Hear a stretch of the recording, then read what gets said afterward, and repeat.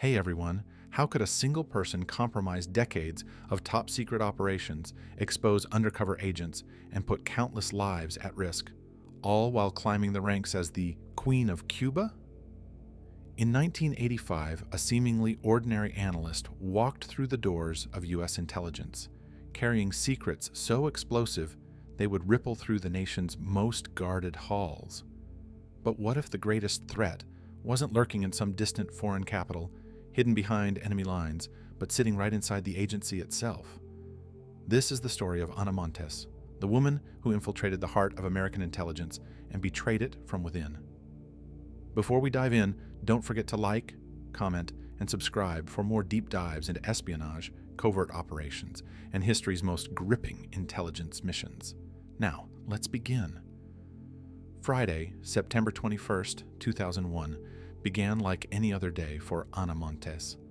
She slid into her Toyota and started the familiar 25-minute drive to the Defense Intelligence Agency, where she served as lead analyst on Cuba. The morning sun had not yet broken through the gray sky over Arlington, Virginia, but the streets were alive with routine. Cars moved along in mechanical precision. Pedestrians hurried to offices, unaware that one among them carried a secret that would shake the United States intelligence community to its core. Anna did not notice the black SUVs trailing her, the FBI agents sitting just a few cars behind. For 17 years, she had moved in the shadows of the nation she had sworn to protect while betraying it with every step she took. And yet, on this day, nothing seemed out of place. She would not realize how fragile that illusion had been until the moment she was handcuffed inside a conference room just floors above her desk. Ana Montes was born on February 28, 1957, in Nuremberg, West Germany. Her father, Alberto, a Puerto Rican army doctor, was stationed at the Grafenwohr Army Base. A year later, the family relocated to Topeka, Kansas, when Dr. Montes joined the prestigious Menninger School of Psychiatry. He had studied the mind in others, but the lessons of empathy never seemed to reach his own home.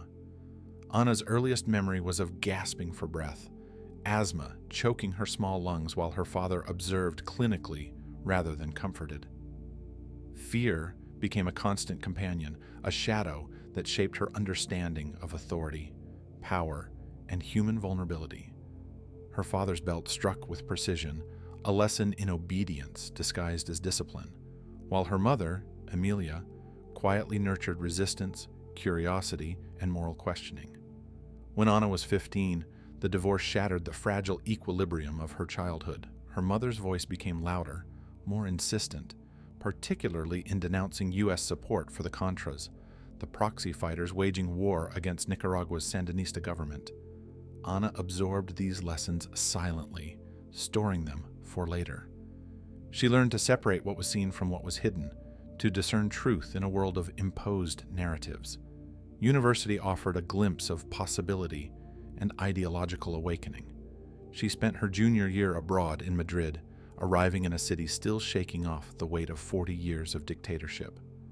Francisco Franco had just died, leaving behind streets alive with protests, slogans, and an urgent thirst for change. Ana wandered through plazas where demonstrators denounced foreign interference, particularly from the United States, and she listened. She absorbed the energy, the sense of injustice, the feeling that powers above manipulated ordinary lives with reckless abandon. In the shadow of that movement, Ana met Ricardo Fernandez Ares, a left-leaning Argentinian in exile, whose passionate debates about American imperialism captured her imagination. Their conversations stretched into the night, weaving ideology with desire, morality with strategy, leaving her convinced that allegiance to conscience was paramount. By the time she returned to the United States, Ana's worldview had shifted. She took a clerk typist job at the Department of Justice in December 1979, while simultaneously enrolling at Johns Hopkins' School of Advanced International Studies to specialize in Latin American affairs. It was here that fate orchestrated its quiet pivot. She met Marta Velázquez, a fellow Puerto Rican with an understated intensity and eyes that seemed to measure her soul. Ana did not yet know that Marta had been sent to identify potential recruits for Cuban intelligence. When the offer came to translate Spanish articles and provide discreet support to the Sandinistas, Ana hesitated, sensing the murkiness of legality. But when she said yes, it was no longer just about translation. The decision marked the first true fissure between her public life and the secret she would cultivate for decades. March 1985 found Ana and Velázquez slipping across borders on false passports, arriving in Havana under cover of night. The Cuban Directorate of Intelligence, the DGI, welcomed her not as a student or an analyst, but as a future operative. The training was rigorous, psychological as much as technical. She learned how to shake tails, how to read the body and the room, how to encode messages and beat polygraphs. The instructors stressed the minutiae of control, how the body betrayed lies, and how small, deliberate manipulations could obscure the truth. One exercise seemed almost absurd, controlling physiological responses by clenching and relaxing muscles. But it worked, impressing the handlers and embedding in Ana a sense of mastery over herself that would become critical in her future. When the Cubans pressed her to apply to the DIA, she felt the thrill of opportunity and the weight of risk in equal measure. Ana returned to Washington in September 1985 and walked into the Defense Intelligence Agency as an entry-level analyst. Her credentials were carefully constructed. A graduate of Johns Hopkins, she had not quite finished. A history scrubbed of recreational drug use, a veneer of competence hiding the raw talent and ideological fire within.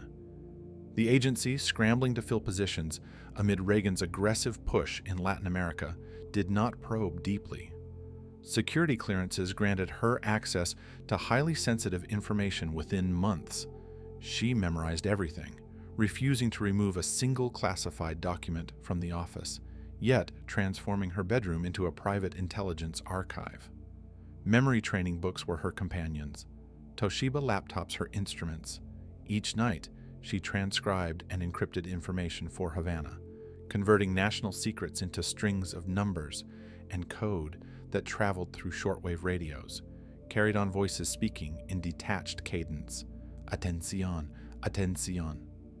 Numbers that would translate into instructions, intelligence briefings, and operational orders, all unknown to the colleagues who smiled, nodded, and trusted her daily.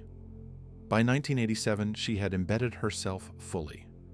A visit to a U.S.-backed military base in El Salvador became one of her first field exploits, a briefing that unwittingly provided details leading to a deadly rebel ambush.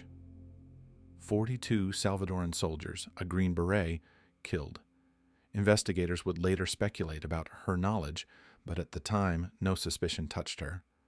Her duality was seamless, rising through the DIA while feeding Havana intelligence that shaped life and death thousands of miles away.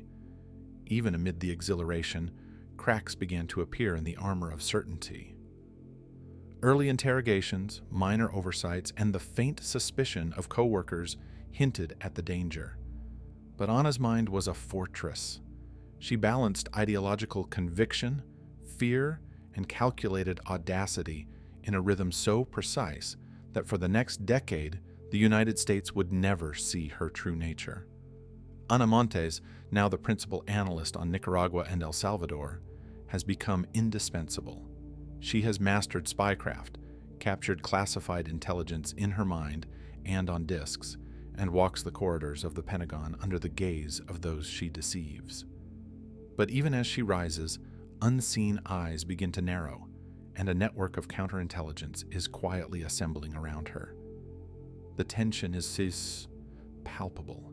The first threads of pursuit are being spun, and the calm of her double life is about to fracture. Ana Montes' first months at the Defense Intelligence Agency were a delicate balancing act between visibility and invisibility. Every keystroke, every nod to a superior, every casual comment in the office had to be measured against the unspoken code she now lived by. Nothing escaped her, yet nothing could betray her. The walls of the DIA were lined with intelligence she memorized with obsessive precision. She never removed a document, never copied a page. At night, in the quiet of her apartment, her fingers danced over the keys of a Toshiba laptop, transferring classified details into encrypted floppy disks. The numbers she recorded were meaningless to anyone else, but once decoded, they became a blueprint for Cuba's intelligence operations. Shortwave radio broadcasts served as her lifeline, the voice on the other end calling out strings of digits. Atención! Atención! She would scribble them on water-soluble paper, later using a decryption program and a cheat sheet to convert the sequences into actionable instructions from her Cuban handlers. Each Saturday at 9 p.m., the ritual became both a thrill and a burden, a heartbeat of fear wrapped in ideological righteousness.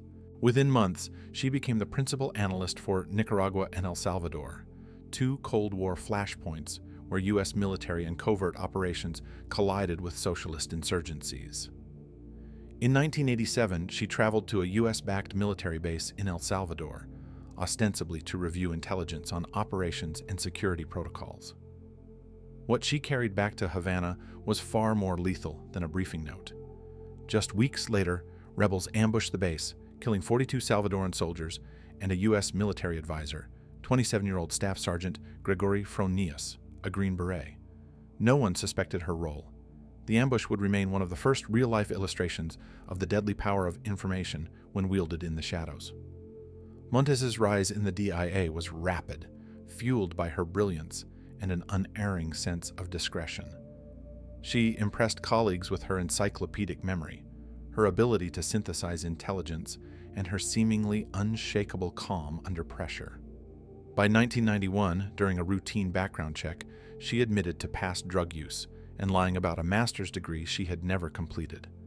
Most analysts would have faced severe consequences. She did not. A judgmental hand waved it aside, deeming the indiscretion a youthful mistake. Ana learned early that manipulation of perception, the careful calibration of truth and omission, was as powerful a tool as any cipher. Her polygraph in 1994 was another victory. Investigators later speculated that she employed the muscle control techniques she learned in Havana, clenching and relaxing muscles to mislead physiological readings. The moment the technician pronounced her cleared, a quiet triumph filled her apartment. Her ideological conviction had passed through the crucible of detection. Ana Montes was no longer a clerk or an assistant. She was now the DIA's lead analyst on Cuba, the very position she had been trained to occupy by her handlers. She held the keys to Cuba's intelligence interests inside the heart of the United States government. Her early operations were precise and devastating. Montes exposed the identities of 4 American officers working undercover in Cuba. When her handlers informed her that operatives had been intercepted, their tone carried an almost sinister satisfaction. We were waiting here for him with open arms. The world outside remained oblivious. Within the Pentagon, she earned accolades, promotions, and trust. Outside, she was erasing lives with each encrypted message she sent across the ether. The first real tension came in 1996. February 24th marked a moment that would become infamous in the annals of Cold War espionage. Cuban MiG-29 jets shot down 2 unarmed civilian aircraft flown by the exile group Brothers to the Rescue. 3 Americans and 1 U.S. resident were killed. Ana was summoned to the Pentagon to brief the Joint Chiefs of Staff on Cuba's military capabilities, a moment that should have been the pinnacle of her career. And yet, she left early, visibly agitated after a phone call. Weeks later, an internal counterintelligence analyst noticed the discrepancy and raised a flag. Montes's absence coincided suspiciously with a series of meetings with her Cuban handler. The analyst's tip brought Scott Carmichael, a former police officer turned DIA spy hunter, into the picture. For hours, Carmichael interrogated her, reading every twitch and pause. Ana's eyes remained wide, frightened but controlled, studying his lips as if each word could be anticipated. She offered a mundane explanation. She left because she was tired, hungry, nothing more. Carmichael left unconvinced, but without proof, the investigation quietly closed. Even as suspicion occasionally brushed against her, Montes's operations became bolder. In 1997, she leaked details of the classified Misty satellite program, a multi-billion-dollar initiative designed to capture high-resolution images from space while appearing to adversaries as a benign communication satellite. She also alerted the Cubans to an FBI surveillance van operating near Cuba's de facto embassy in Washington, revealing the existence of hidden antennas used for eavesdropping. Her competence in Havana's eyes was unmatched. In Washington, she was untouchable. She earned the nickname Queen of Cuba among handlers who marveled at her ability to straddle two worlds with lethal efficiency. But cracks were forming. Ironically, they appeared because of her sister Lucy. Assigned to the FBI in Miami, Lucy became part of the team dismantling the WASP network, a major Cuban spy ring. The arrests sent shockwaves through Havana. Montes's handler ceased direct communication, citing operational security. No more casual handoffs, no reassuring calls. The silence was profound, leaving Ana isolated, desperate for connection. She developed compulsions, obsessive showering, eating only boiled potatoes, wearing gloves while driving. Every action became measured, ritualized, defensive. In a rare moment of reflection, she admitted to herself the loneliness and vulnerability she had long masked with ideological fervor. Ana's enemies were closing in even as she tried to maintain composure. NSA analyst Elena Valdez, herself a Cuban exile, pieced together clues from intercepted communications and the Miami arrests. Her pursuit was personal. Valdez knew the profile of the mole, someone who had purchased a Toshiba laptop, accessed sensitive files labeled safe, and met with officials whose initials were WD. She relayed this to the FBI, which assigned Special Agent Steve McCoy to the case. 2 years of painstaking surveillance followed, yet Ana eluded capture. She moved with care, hiding patterns, using payphones to communicate with Cuban pagers.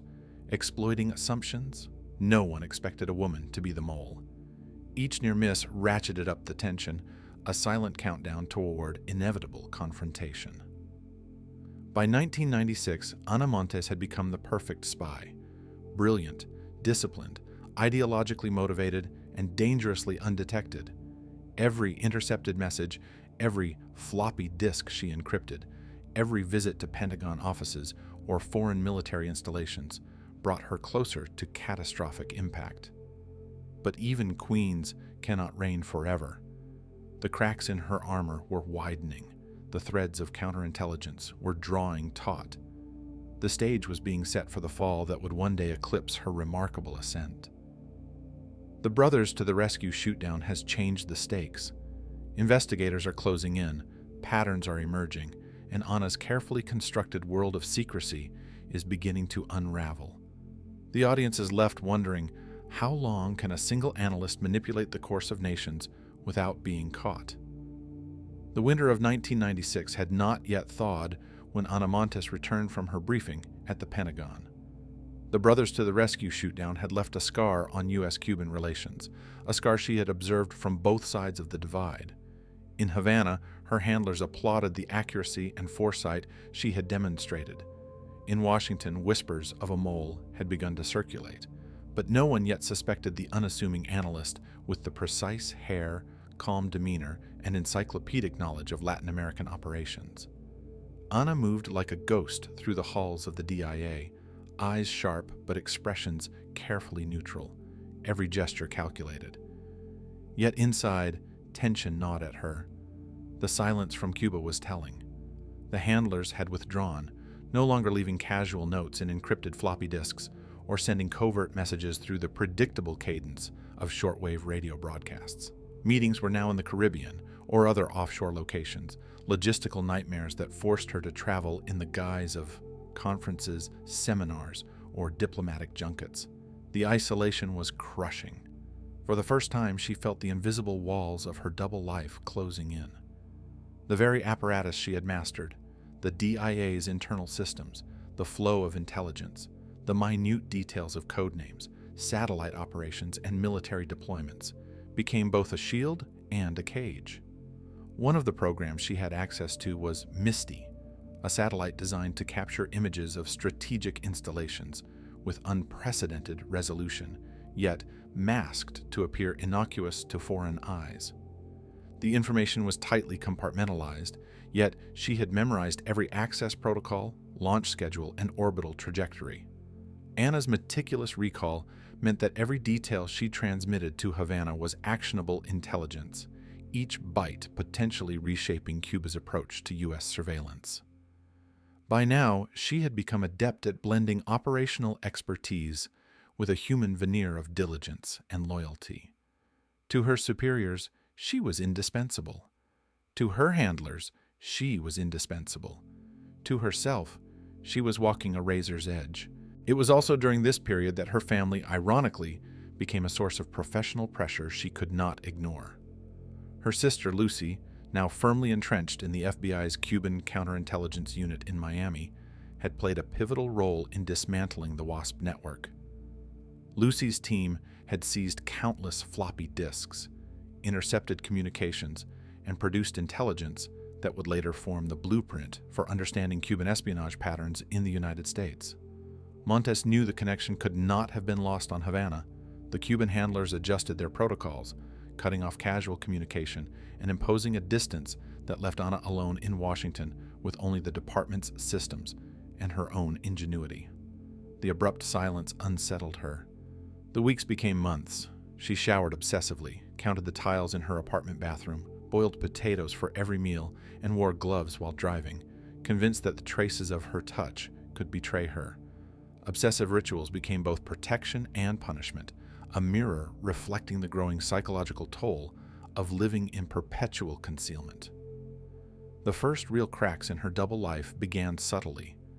Co-workers noticed small anomalies: a meeting she skipped, a call she took outside the office, a strange calmness when chaos erupted around her. In March 1997, an unusual event rattled even Ana's careful composure. She was summoned to a meeting with senior DIA officers to discuss changes in U.S. operations in Cuba. The meeting was routine in appearance, but carried unusual scrutiny. Every question tested her knowledge, every pause measured her reaction. Ana's heart raced in silence. In that room, surrounded by colleagues who trusted her implicitly, she understood for the first time that her duality had entered a dangerous phase. Suspicion had been cast, however faint, and she had to continue her work without faltering. Months later, she would transmit the details of Misty's operational parameters to Havana. The encoded messages were precise, detailing satellite imaging schedules, coverage areas, and signal capabilities. These transmissions could have allowed Cuban analysts to anticipate reconnaissance coverage and adjust their own strategic deployments. One evening, after completing the decryption and transmission via her water-soluble notes and encrypted disks, Ana stared at the blinking cursor on her laptop screen. The apartment was dark except for the pale light of the monitor. She felt a creeping awareness that someone, somewhere, was beginning to watch, to trace, to unravel her meticulously constructed world. It was a sensation she would come to recognize as the first whisper of the Blue Wren investigation, though she did not know the name nor the intensity that would follow. The FBI had started noticing patterns in unusual transactions and communications. A Toshiba laptop had been purchased in Alexandria, Virginia, a small detail buried in a larger trail of financial activity. Prepaid calling cards were spotted in the vicinity of Cuban interests in Washington. Handwritten numeric codes began to appear in intercepted communications. At the time, these fragments were meaningless without context, but they would later form the backbone of the Blue Wren case. Ana, for her part, remained unaware that these investigative threads were slowly converging toward her. She continued to attend conferences, briefings, and classified meetings with the ease of someone wholly competent yet deeply paranoid, calculating every move, every word, every gesture. Her operational precision was matched only by her ability to manipulate perception. To colleagues, she was a model analyst, diligent, tireless, principled. To Havana, she was an unwavering conduit of intelligence, a woman whose knowledge could alter the balance of hemispheric power. Her ideological convictions were genuine. She believed, without hesitation, that she was defending the oppressed, countering a U.S. policy she considered unjust. But ideology alone could not contain the growing stress. Ana began to experience bouts of extreme agitation and anxiety. Phone calls from handlers that were late or cryptic would leave her pacing in her apartment, tapping her fingers, calculating the risk of exposure. The combination of secrecy, responsibility, and isolation began to press on her psyche like a vice. The summer of 1998 marked a pivotal escalation. Elena Valdez, the NSA analyst whose family had fled Cuba, had pieced together key intelligence from the Miami arrests and other intercepted communications. Valdez recognized patterns pointing to a deep-cover Cuban mole, someone who had access to DIA communications, visited Guantanamo Bay, and possessed advanced cryptographic knowledge. The suspect profile included a Toshiba laptop, encrypted messages, and a notation involving SAFE, the DIA's internal communication system.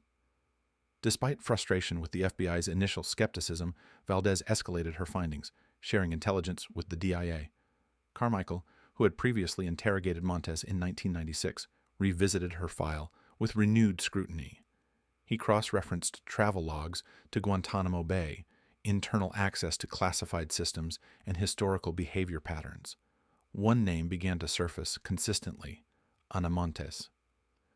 In Havana, her handlers remained cautious, aware that U.S. intelligence was tightening its nets. Meetings became more ritualized, more coded, and more remote. The human connection that had once been a source of validation and comfort now felt like surveillance, as though every gesture, every hesitation, was under observation. The psychological weight of isolation, the compulsions she had developed, and the increasing difficulty of communicating without detection began to wear on her. Ana's identity as a daughter, a sister, a friend, and a professional blurred with her secret life as a spy. The tension was suffocating, yet she continued, compelled by loyalty, ideology, and the fear of being discovered. By the end of 2000, Ana Montes had achieved the apex of her clandestine career. She was a central figure in U.S.-Cuba intelligence, yet she was increasingly a target of the emerging Blue Wren investigation.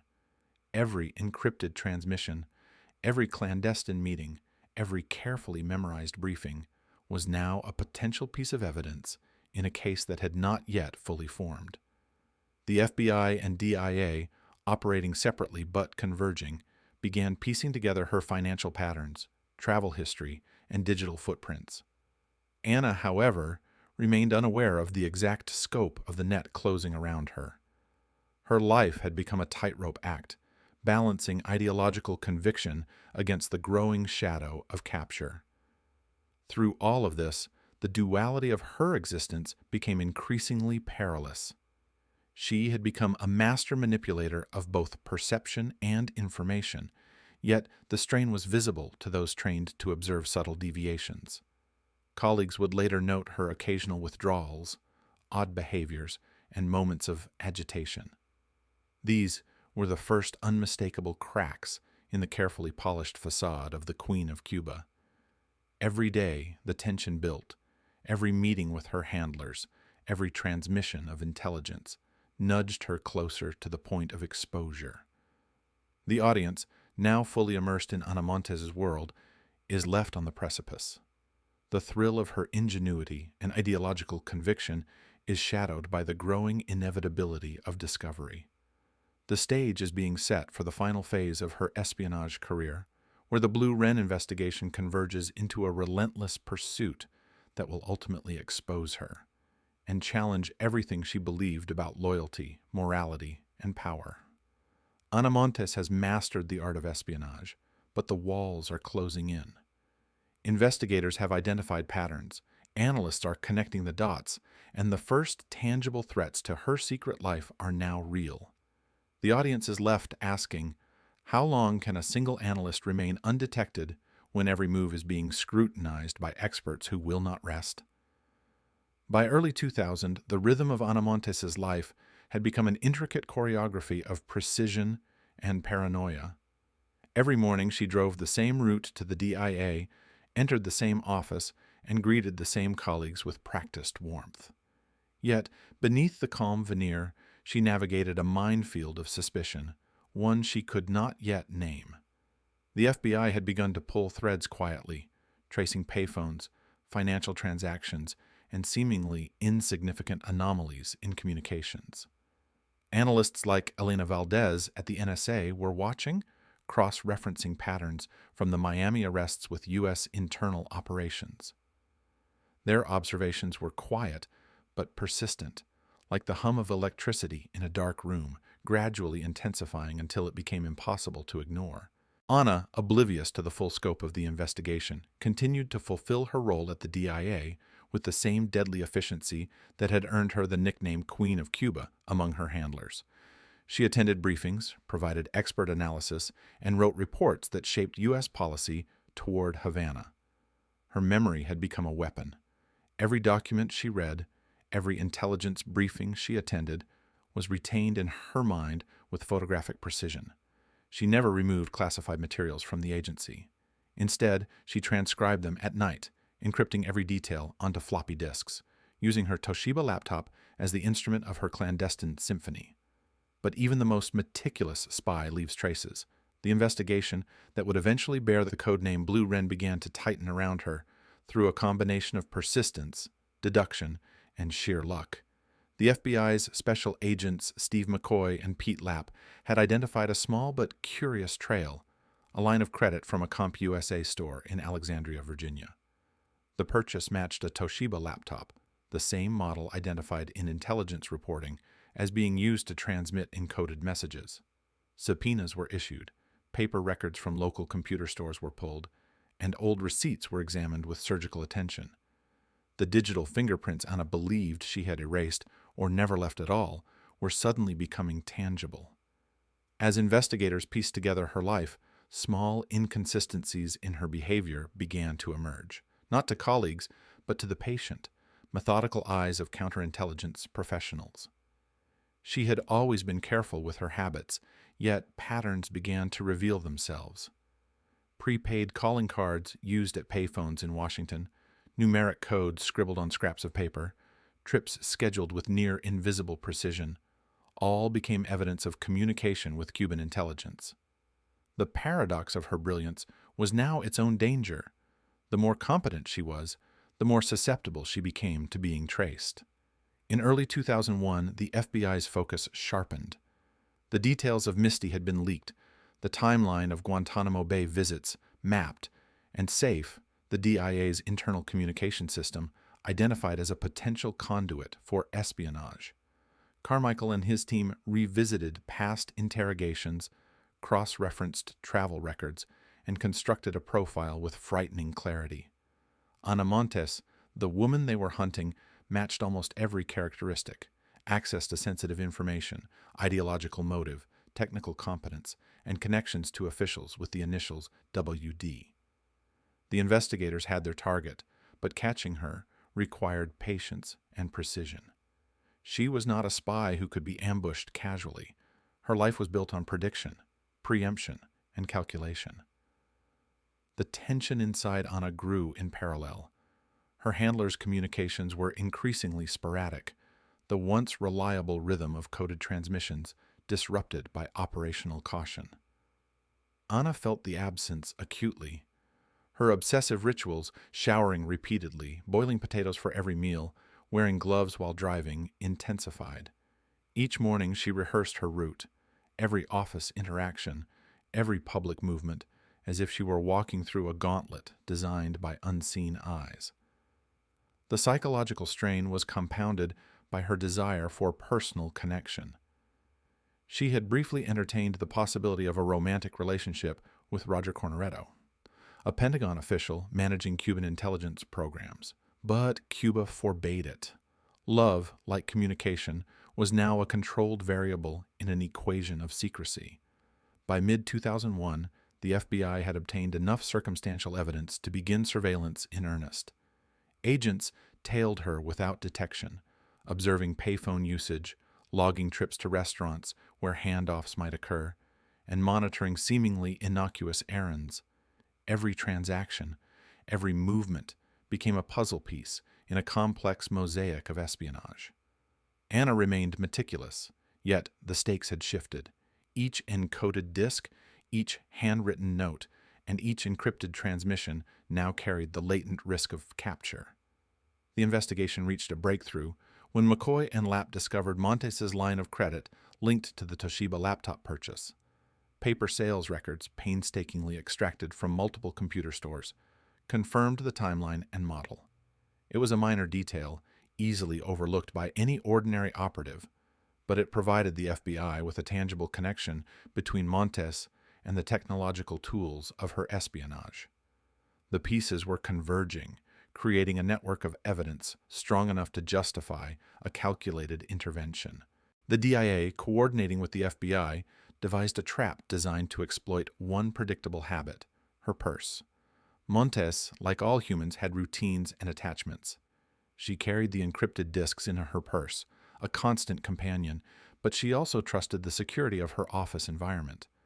On August 16, 2001, the agency staged a minor crisis one floor from her desk. Someone allegedly hit a vehicle in the parking lot. The distraction was subtle but effective. Ana's colleague left the office to inspect the situation. Ana, as she always did, stepped away from her desk, leaving her purse behind. McCoy, posing as an IT technician, entered her workspace and retrieved it. Inside the purse, agents discovered prepaid calling cards, a New York pager number linked to Cuban intelligence, and handwritten numeric codes used for communication. The disks themselves were absent, but the evidence was damning.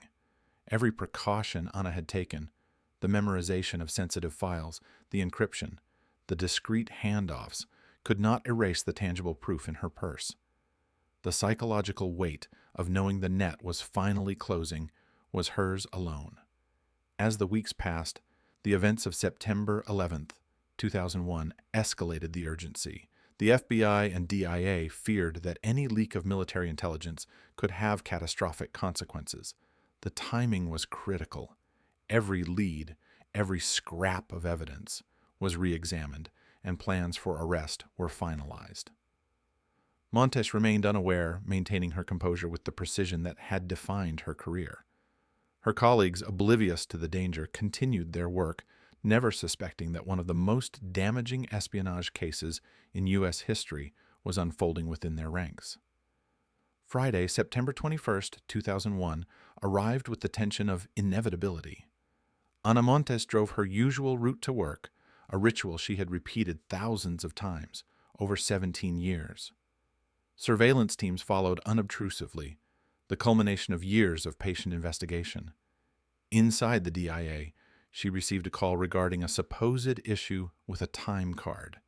It was a pretext, a lure, to draw her into a controlled environment.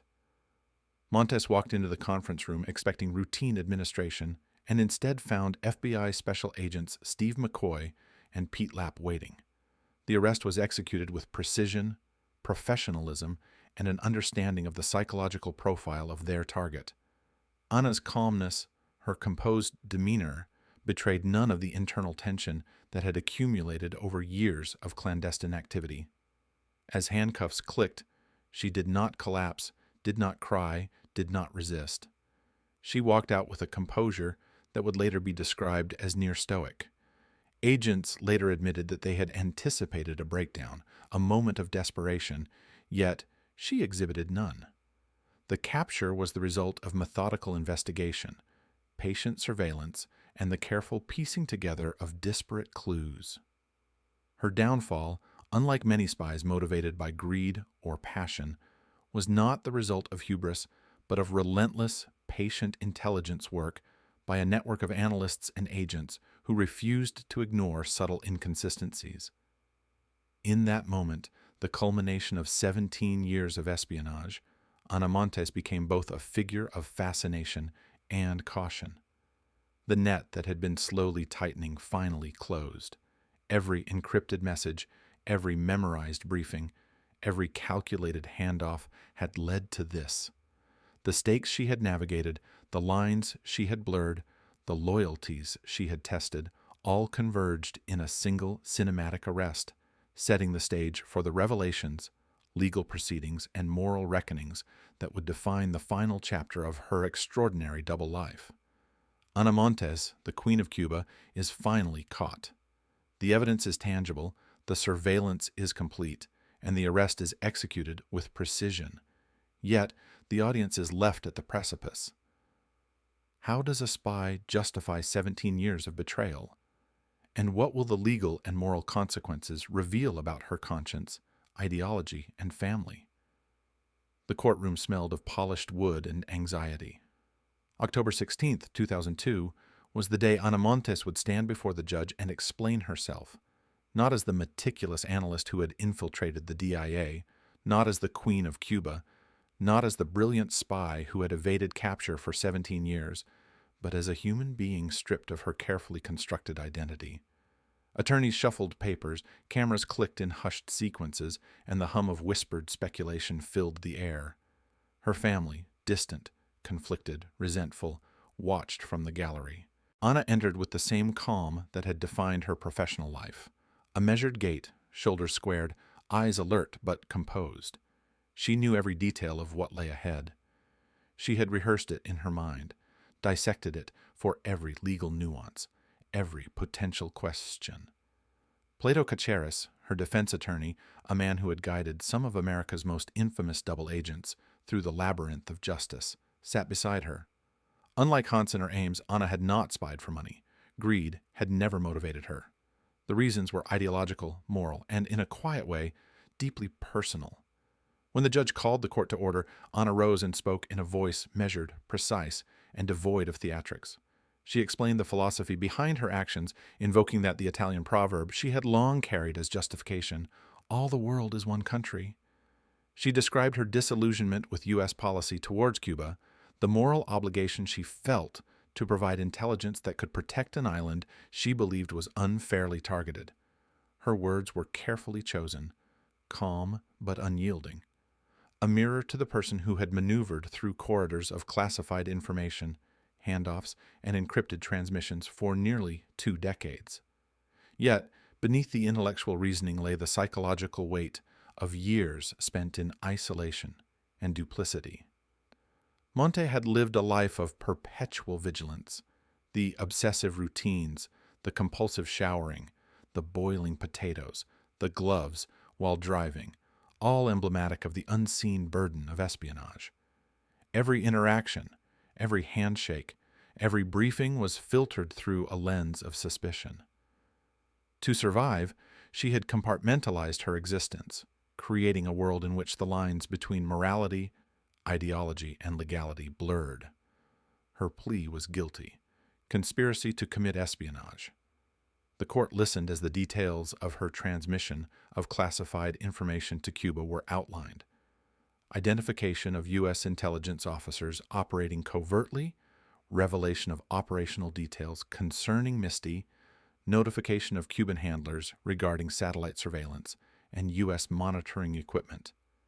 The sheer scope of her actions staggered even seasoned court officials.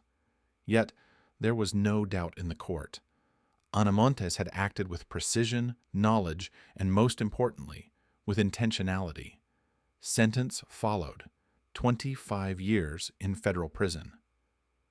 Yet, even the courtroom's cold reality could not capture the true magnitude of her sentence.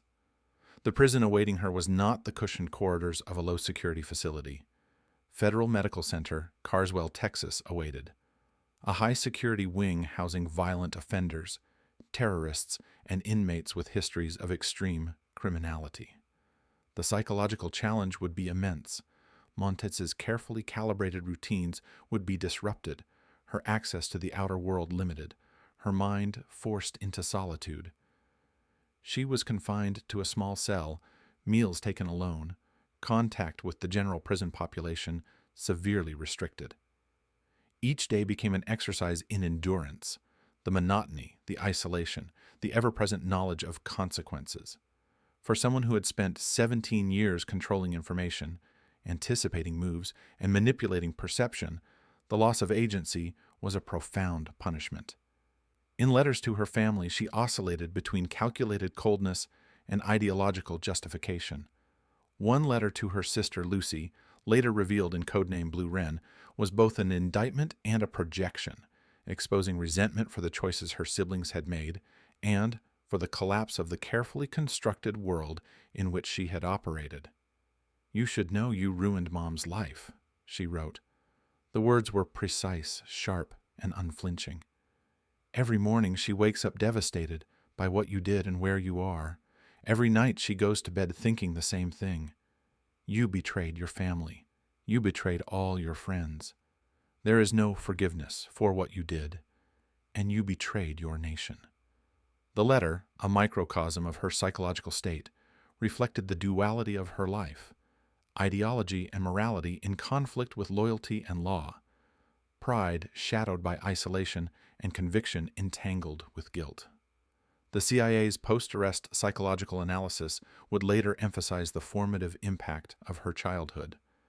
Ana Montes' father, a military doctor with rigid methods and a cruel streak, had shaped her understanding of authority and obedience. Her mother's vocal opposition to U.S. foreign policy, the ideological conversations in her youth, and her exposure to political upheaval abroad created a fertile ground for recruitment. According to the report, Montes's psychological development, family relationships, and early experiences contributed to her susceptibility, crafting an operative who could rationalize betrayal in the name of conscience. The prison environment became an extension of her espionage in a new form: survival under constant scrutiny. High-security inmates with histories of extreme violence inhabited the same corridors. She'd learned to navigate the hierarchy, balancing compliance with the rules against the need to maintain mental stability. Even confined, she continued to monitor news about Cuba, intelligence affairs, and policy shifts, her mind never ceasing to map information networks. The skills that had once made her a master spy now served to endure captivity, an ironic echo of her former life. Months turned into years. Legal appeals and petitions for early release were meticulously reviewed and largely denied. Ana adapted to the psychological landscape of the prison, cultivating routines that mirrored in miniature the discipline of her espionage work: precise meal times, scheduled exercise, structured reading, and reflection. She became a ghost within the walls, a figure whose intellect and strategic thinking remained intact even as her freedom was stripped away. Throughout her confinement, she continued to justify her actions. In interviews and letters, she reiterated the ideological foundation for her espionage, framing it as a moral obligation rather than self-serving betrayal. Yet, the letters revealed glimpses of introspection, acknowledgement of isolation, the pain inflicted on family, and the consequences of a life spent in duality. Each sentence carried weight, the tension between conviction and consequence playing out in the stark reality of her incarceration. Her family's response was complex and conflicted. Lucy and Tito, both U.S. intelligence operatives, faced public scrutiny, internal conflict, and personal grief. The ideological divide between sisters crystallized in prison letters and public statements, highlighting the personal cost of espionage that extends far beyond operational metrics. Parents' health deteriorated under the strain, relationships frayed, and the once close family network was irrevocably altered. Montes's actions created ripples of mistrust, sorrow, and anger that would persist long after her trial concluded. Ana Montes served over 21 years in prison before being released on January 8, 2023, with credit for good behavior. Upon her release, she returned to Puerto Rico, a place intertwined with her formative years, her sense of identity, and the ideological convictions that had shaped her espionage career. She walked free, but the legacy of her choices, betrayal, loyalty, conscience, and consequence, remained indelibly etched in history. The case of Ana Montes offers a rare lens into the psychology of espionage, the moral conflicts of intelligence work, and the consequences of ideological conviction when acted upon against one's nation. She had fooled U.S. intelligence for nearly 2 decades, operating with a precision that belied her human vulnerability. The investigation, painstakingly conducted by the DIA, FBI, and NSA, demonstrates that even the most brilliant operatives leave traces, patterns that patient, methodical analysis can uncover. In the final analysis, Montes's story is not simply one of betrayal, but of the human mind under pressure, the complex intersection of ideology and morality, and the enduring tension between loyalty and conscience. The Queen of Cuba had walked the tightrope of secrecy for 17 years, only to be brought down by patient investigation, psychological insight, and the relentless pursuit of truth. The world she left behind was irrevocably altered, a cautionary tale in the annals of modern espionage, and a story that will continue to captivate anyone who seeks to understand the human dimension behind classified intelligence and international intrigue. Ana Montes's incarceration closes the operational chapter of her espionage, but the ideological, moral, and psychological reverberations remain. The audience is left contemplating, how does conscience intersect with duty? How does ideology justify betrayal? And what remains of the human psyche after years spent deceiving and deceived? Ana Montes's story does not end with handcuffs or prison walls. It lingers in the shadows of intelligence agencies, in the encrypted whispers of spies who watch, in the quiet doubt that every operative feels when ideology collides with loyalty. She was not motivated by greed. She was not a reckless amateur. She was brilliant, meticulous, and ruthless in her devotion to a cause she believed just, so much so that she fooled some of the smartest minds in U.S. intelligence for nearly 2 decades. Her capture, painstakingly engineered through patient surveillance, deduction, and human intuition, stands as a testament. Even the most flawless spy leaves traces. Every number dialed, every encrypted disk, every carefully rehearsed gesture became a thread that, when pulled, unraveled an empire of secrecy. And yet, Montes remains a paradox, a criminal to some, a principled actor to others, a human being navigating impossible choices in a world defined by secrets and lies. The question that lingers is uncomfortable. What drives a person to betray everything they know in the name of conscience? And how far would you go if you believed the world itself demanded your loyalty to an idea rather than a nation? Ana Montes' story doesn't offer easy answers. It offers a mirror, a reflection of ambition, ideology, and the perilous power of secrecy. The files are closed, the trials over, the prison years served. But the shadows she moved through, the lives she touched, and the intelligence she shaped continue to echo. In the world of spies, every truth has a cost, and every secret carries the weight of consequences we may never fully comprehend. Ana Montes walked a tightrope for 17 years, and when the rope snapped, it left a story that will haunt intelligence agencies, historians, and curious minds for decades to come. In the end, Ana Montes reminds us that espionage is never just about secrets. It is about the human heart behind them, the choices we make in the dark, and the delicate line between duty and belief.